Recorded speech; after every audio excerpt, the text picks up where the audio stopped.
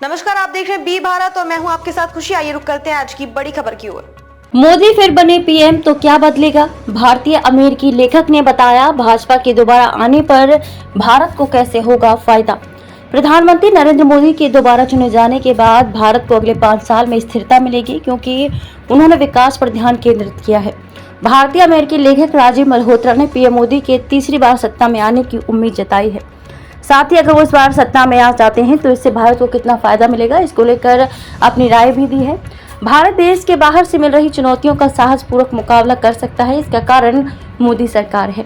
PTI को दिए एक इंटरव्यू में राजीव मल्होत्रा देश में हुए विकास पर बात करते हुए कहते हैं कि आप देख सकते हैं कि गरीबों से लेकर अल्पसंख्यकों तक समाज के हर वर्ग को लाभ हुआ है। उन्होंने आगे कहा कि आप आंकड़ों के साथ ये देख सकते हैं, उनके पास सड़कें, साफ पानी, बेहतर स्वास्थ्य सुविधाएं, खाना और शिक्षा है।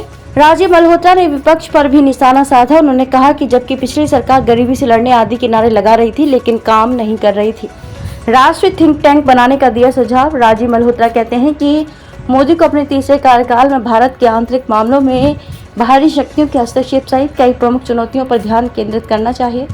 उन्होंने कुछ संवैधानिक संसाधनों को आगे बढ़ाते हुए एक राष्ट्रीय थिंक टैंक बनाने का सुझाव दिया, जो जाति, धर्म और जातिता के बावजूद सभी भारतीयों को समान अधिकार और लाभ थे। हमले के पीछे कौन है? वहीं राजीव मल्होत्रा ने विदेश मंत्री एस जयशंकर को लेकर भी अपने विचार व्यक्त किए। मुझे उनका दुस्साहस और एक्टिव रिएक्शन पसंद है, लेकिन वो आतंकवाद और हमलों का पता लगाने में अभी असमर्थ हैं। इसको लेकर उन्होंने ज़्यादा रिसर्च नहीं किया है। उन्हें ये पता लगाने की जरूरत है कि इस हमले के पीछे कौन है, अगला हमला कहाँ हो सकता है। राजीव मल्होत्रा कहते हैं कि हमारी खुशियाँ एजेंसी इन हमलों को रोक सकती हैं या पहले से ही अंदाजा लगा सकती हैं। इसके लिए उसे अलर्ट होना होगा। राजीव मल्होत्रा आगे कहते हैं कि ऐसे कई उदाहरण हैं जहां वे हमलों को रोकने में सक्षम हुए हैं, लेकिन वहीं भारत के खिलाफ हिंसा भड़काने, खालिस्तान या कश्मीर अलगाववादी की बात हो, साथ ही जो मासूम बच्चे इस हिंसा का शिकार हो रहे हैं, रोते बिलखते चीख रहे हैं, अभी भारत इसका समाधान करने में सक्षम नहीं हुआ है।